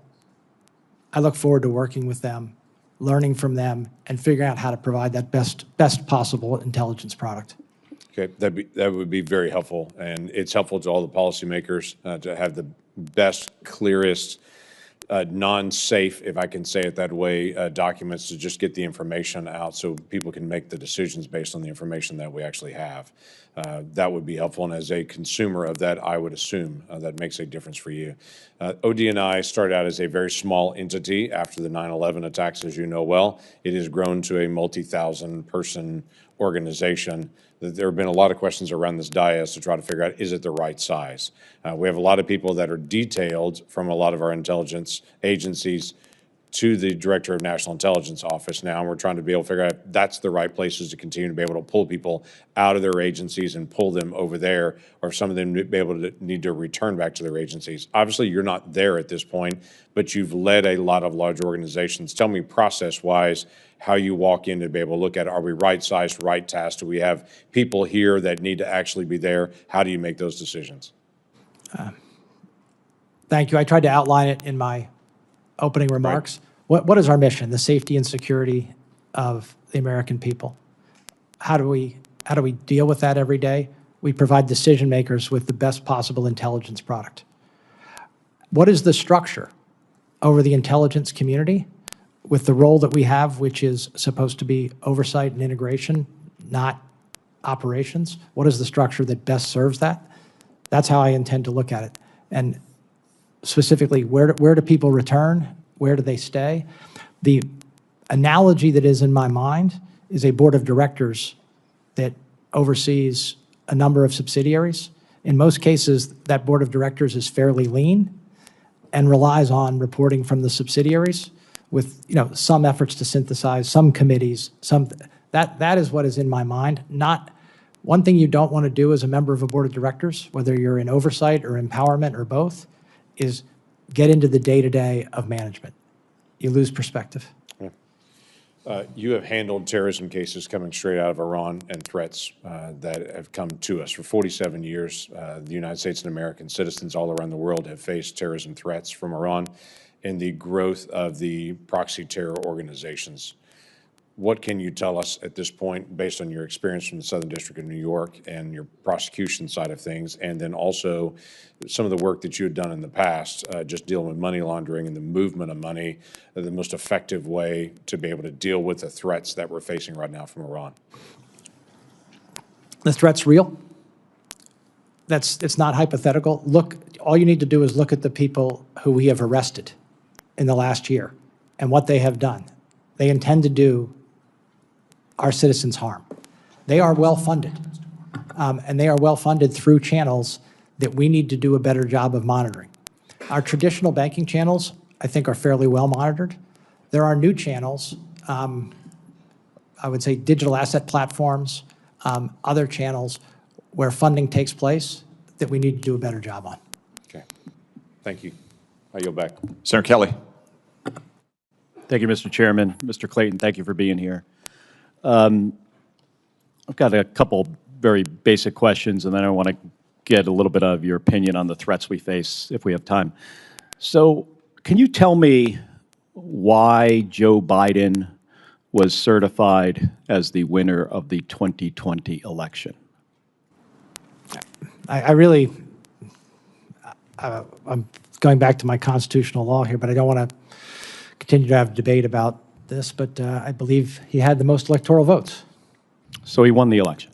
He followed our process, had the most electoral votes, was declared the winner, and who has the most electoral votes? Is it the person that wins or the person that loses? I think that's your characterization. I'm not going to continue to do this. The reason why we struggle with this, and I think it's especially important in the job you're nominated for, is because it seems that folks who are nominated for these positions just fundamentally refuse to disagree with something the president says. And the problem I have with this is he isn't in the room today. You're going to be in a room with him many times. And at times, you should have a difference of opinion. And if you can't disagree with him when he's not in the room, are you going to be able to disagree with him when you're sitting across from him in the Oval Office or the Situation Room? That's what I struggle with, because this job is different. This job, it's not about softening the edges when the truth is unpleasant. It's about delivering information and making sure the president understands that information. And by the way, people risk their lives to get this information. And if it's not transmitted to the president, if he doesn't understand it, I mean, there's going to be disagreements. We expect that. But I really struggle with this, especially in your position, because you can't disagree with him on this, because he doesn't like the fact that he lost in 2020. Look, As you said, Joe Biden was certified because he got the most electoral votes. That means he won, but you still refuse to say that. And I was sitting at the SEC when this occurred, and I can tell you that maybe people worked harder, but I don't think anybody I know worked harder to make an effective transition to my successor at the SEC. And in terms of your question, I have every confidence that I will deliver on my job candidly, independently, and with my best judgment. But just not in this room. Okay, let me move on. So I want to just hear from you. What do you think our top threats are that we face as a nation today? Let's just talk about the top three. From where I sit today, terrorism from many sources. I believe that we have done a good job of reducing the threat, but drug trafficking and the deaths from fentanyl into the United States were an incredible threat. The combination, I'm not going to speak about any specific, I'm illuminating that, I'm not going to speak about any specific country, but the combination in certain countries of cartels, military, and business is very dangerous. Lastly, I would say our traditional adversaries, Senator Kelly, that we've talked about. Terrorism, drugs, cartels, and traditional, I assume you mean Russia, China. Russia, China. Okay. And Iran. And with regards to Russia and China, I have about 40 seconds left. You know, what specifically would you do as DNI to help our country deal with those threats? Since we only have 30 seconds, just talk to me about Russia and Ukraine. Russia, Ukraine, China, one thing that I elaborated before that I think I can be extremely helpful on is the economic strategies that are involved in our engagement with them across conflict and cooperation. You know, we still cooperate extensively with China on the world stage economically. Do you think the economic issue with Russia outweighs the national security risk to our allies? I think that they are very closely tied. How do a number of these threat actors fund themselves? It's energy, other things. That's extreme. I think you and I talked about this. Some of our, I would say, most formidable threat actors are the ones who are the most well-funded. All right, thank you. Thank you, Mr. Chairman. Senator Young. Thank you, Chairman. Good to see you, Mr. Clayton. I am grateful for your longstanding service to our country. Thanks to your family for all it's done and all it's prepared to do after you're confirmed. I want to build on some of our conversations that we had in the office, which I found productive, and turn to issues of technology and economic security, which you know are important to me. As chairman of the SEC and more recently as a U.S. attorney, you had a lot of experience in advancing American economic and technology security, especially from manipulative practices of our strategic competitors and adversaries. Maybe you could just speak to that. Senator Young, it troubles me, and it very much troubled me that foreign actors, sometimes state-sponsored actors, abused our securities markets, abused them in some traditional ways and non-traditional ways, including what we refer to as pump and dump schemes, basically luring, unsuspecting American citizens into investing in securities that were not worth what they were, projected to be, taking that money, prices drop, running away, being offshore. And as I said, one of the problems with our global markets is our ability to go get bad actors that act from outside of the United States is very limited. And I've proposed some measures to help the SEC crack down on this.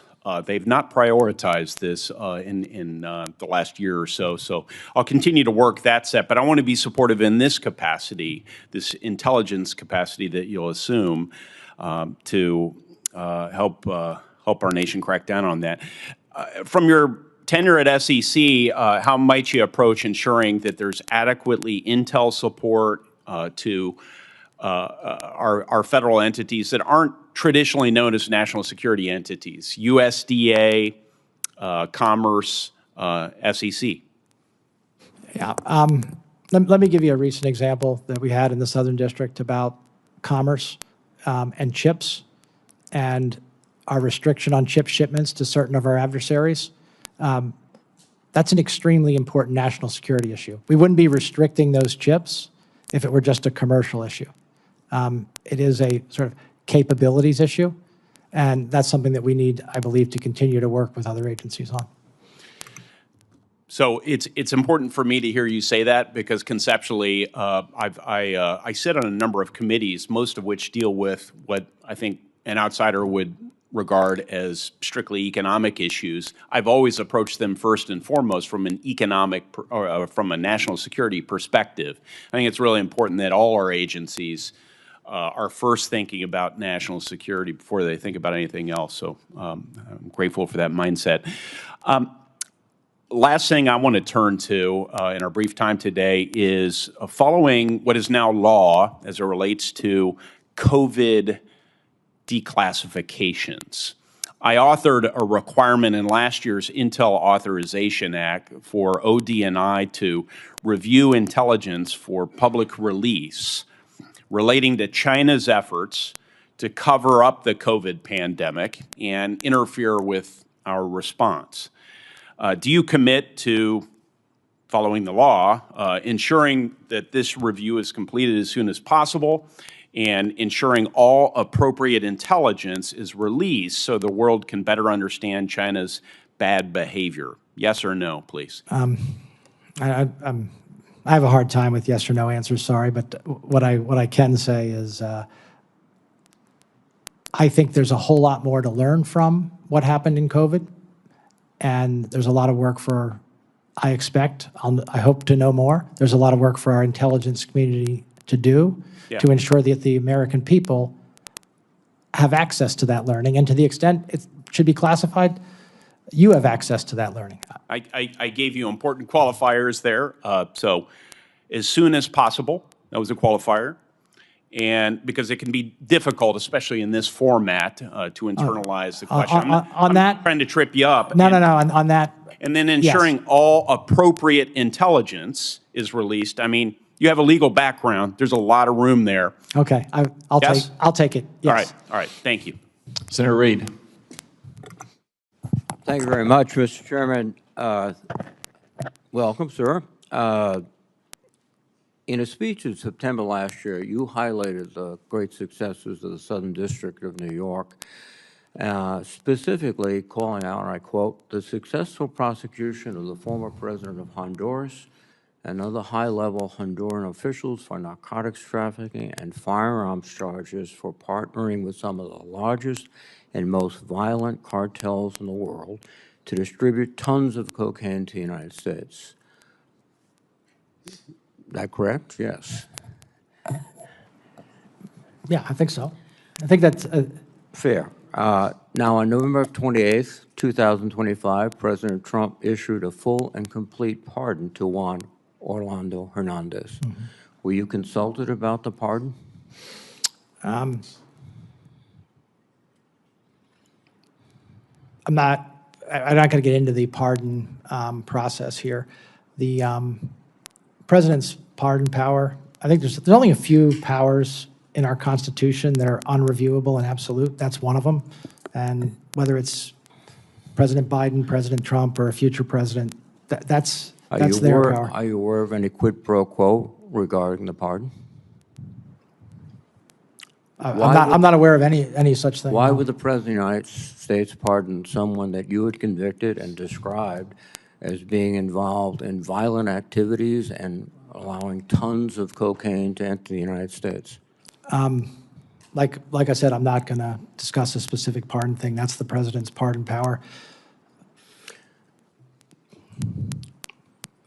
Well, it seems to me that all the rhetoric that we've heard about fighting drugs, and in fact, we've killed over 200 people in the Caribbean and Pacific because they were not presidents of countries, but minor dealers in or transporters of heroin. And yet here is a king maker or king piece who gets to walk. Senator Reid, what I can say, and I want to be very clear, I'm not talking about the specific instance, but in our efforts to counteract the serious drug threat from south of our border, we engage with the Department of State, others, on matters of this type. It is a whole-of-government approach to this type of threat. Thank you. Admiral Paparo, who's extraordinary commander of Indo-PACOM, indicated in testimony before the Armed Services Committee that allowing China to get access to sophisticated chips would eventually come at the expense of American service members in a conflict. So if we're giving chips to China, we're threatening or at least making it more difficult to survival our troops. President Trump, after speaking with Xi, announced a significant policy change to sell H-200 chips to China. Do you agree with the transfer of these advanced chips threatens our military security and more particularly the lives of our service members? Senator, I'm not familiar with that particular decision, but you raise a point that I'm very proud of what my office and our partners were able to do. Chips that were sanctioned and subject to criminal sanction for being diverted to China, we brought that case. I know, and you successfully convicted people for taking the very same ships and getting them into China. The President of the United States turns around and gives them to Xi. And the logic, I think, of your case was these ships would have been detrimental to the security of the United States. Is that correct? Well, I mean, the logic of our case from a prosecutor's point of view was it was illegal to do it. It was a priority for the Department of Commerce, and we brought the case. Thank you. One of the things that everyone in your business has to do is speak truth to power, and particularly when it's very uncomfortable to do that. After Operation Midnight Hammer, Lieutenant General Jeffrey Cruz of the Defense Intelligence Agency allowed his analysis to go forward, which said that it did not obliterate the atomic nuclear capacities of Iran. And he was summarily fired for speaking truth to power. It's interesting now because we're at war with Iran, and one of the principles is that they have a nuclear capacity that we didn't take out. Now, I think it appears General Cruz was truthful, and he was punished for being truthful. In your position, you're going to have to stand up to the President and say, no, you can't do that. Are you prepared to stand up? Senator, that's a hypothetical. No, it's not a hypothetical. It happened. But let me just say, in my many years in public and private sector, I've given people my views in the appropriate form, in the appropriate way. I'm completely comfortable that I'll continue to do that. Thank you very much, Mr. Chairman. Senator Ossoff. Thank you, Mr. Chairman. Mr. Clayton, welcome. Congratulations on your nomination. You have an obligation to be honest and forthright with this committee, correct? Yes. And is it the case in the Juan Orlando Hernandez case that the President of the United States pardoned a man who had worked with the Sinaloa cartel to facilitate massive narco trafficking into the United States? I don't remember the specifics of that case. He was convicted in your district. He was convicted. Yeah. I'm just, we convict Right. a lot of people for a lot of drugs. Convicted of narco trafficking, yes? I believe so. No, so at massive scale, yes? Well, you're telling me what I know. That's kind of, he was, I believe, look, I'll take your word for it. He was a convicted narco trafficker. Did the President of the United States, Donald J. Trump, pardon a convicted narco trafficker? I believe we just discussed that. The President provided a pardon, yes. Yes or no? Did the President of the United States pardon a convicted narco trafficker? Yes. Who won the 2020 election? You know, I'm not going to do this with you. This is a job interview. We've established that you have an obligation to be honest and forthright with the committee. Yes, you do have an obligation to be honest and forthright with the committee? Yes. Who won the 2020 election? Like I said, I'm not going to get into that with you. But you do have an obligation to be honest and forthright with the committee. Is anything that I just said not honest or forthright? Yes, you're not being honest or forthright. Who won the 2020 election? I think I've answered the question. We can keep doing this. Well, we're going to keep doing it because you're not being honest and forthright. No, I'm not going to engage in the theater. It's a simple question, Mr. Clayton. And I've answered Who it. won the 2020 presidential election? I've answered it.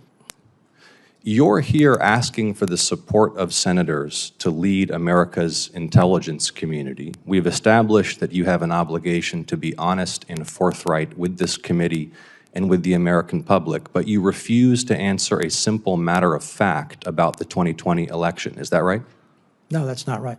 Then answer the question. Who won the 2020 election? I have answered the question. Answer it. What is your answer? I've given you my answer. What is your answer? You refuse to answer a basic question about who won a presidential election, but you asked to lead America's intelligence community?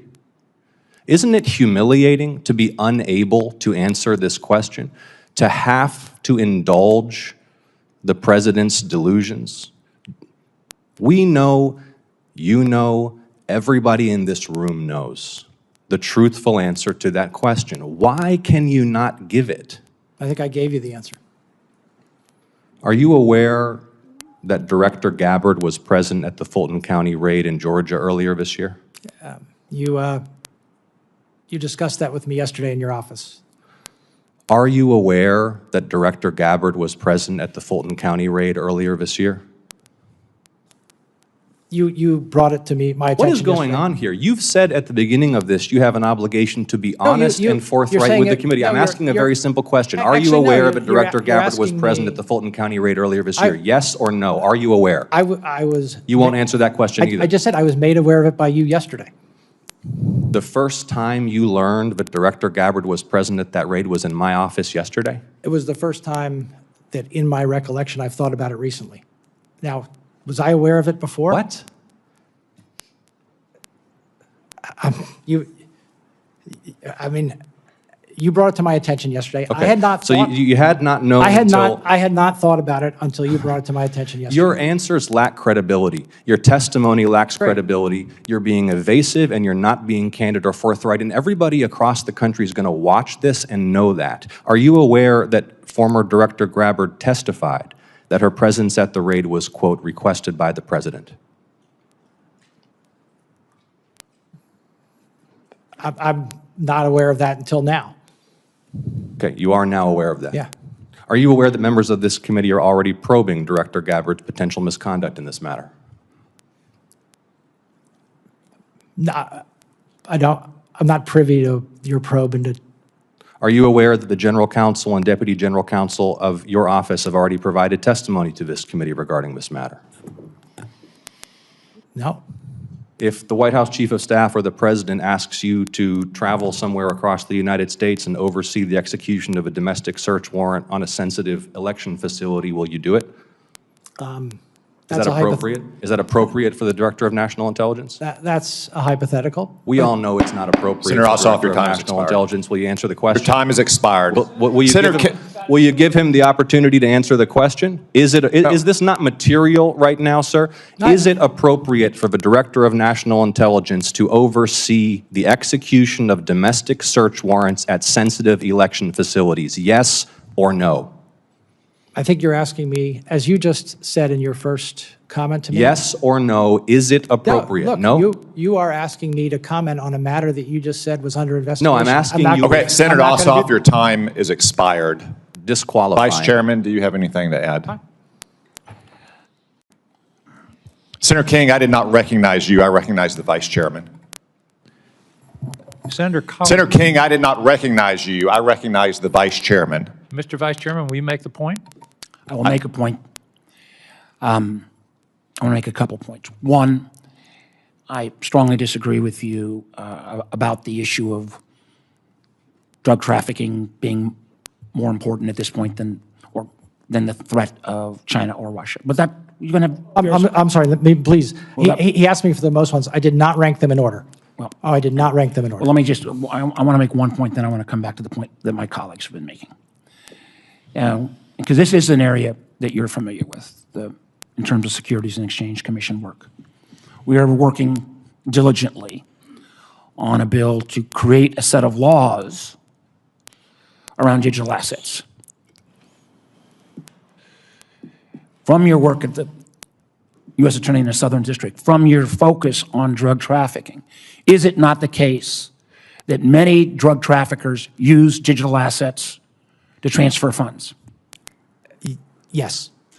Is it not the case, as we try to work through this legislation to try to make sure there are barriers and restrictions, that we should not grant this new industry, which has a huge potential? I'm one of the few that says we got to put some rules here, at least on this side of the aisle, that we should not open up huge new loopholes that would allow self-dealing, adjacent transactions, with your focus on drug trafficking, making sure that we don't create additional holes for a tool that has already been abused. Would that not be important from a national security standpoint? Senator, having AML, KYC, anti-money laundering, know your customer across the financial service sector and financial flows is essential to national security.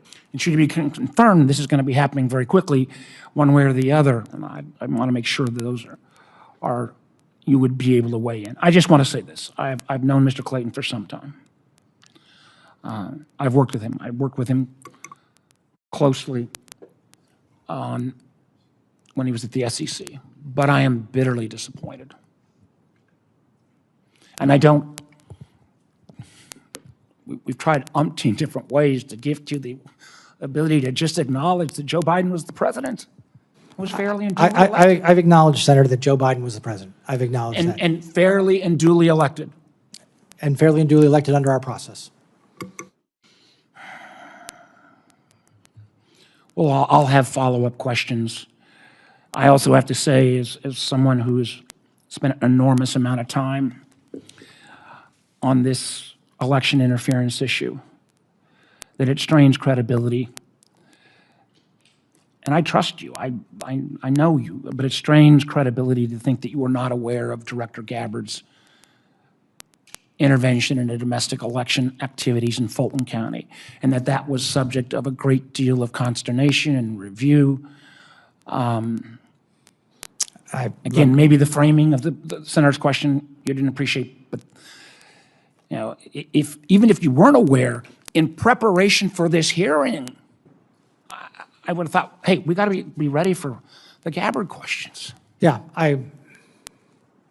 look, I don't want to, it just wasn't something that was on my mind before the preparation for this hearing. The idea that you acknowledged in your opening comments and to me that the role of the DNI is to look at foreign malign influence. It is outward looking. It is not to participate in domestic law enforcement on a case that I believe in. You can have a completely different view of this, and my Republican colleagues probably do, but on a case of relitigating a 2020 election activity in Georgia. To say that wasn't on your agenda of an issue that would be asked. No, after Senator Ossoff raised it, it was. And to be clear, the ODNI's role is principally outside the United States. Intelligence community role is principally outside the United States. Thank you, Mr. Chairman. Thank you, Mr. Clayton, for your testimony today. Mr. Chairman, do we have time for any follow-up questions? No. They're not second round. The Capitol Police will receive the annoying or remove the annoying lunatic from the crowd. Mr. Clayton is aiding Israel in laundering money through World Liberty Financial and the digital asset infrastructure. And the committee knows it. The committee has to not treat it. I apologize to lunatics for comparing that guy to them. Mr. Clayton, thank you for your testimony today. As a reminder, we expect to have a vote next week. Members, questions for the records will be due today at 5:30. Mr. Clayton, I trust you can respond to those no later than 5:30 on Friday. This hearing is adjourned.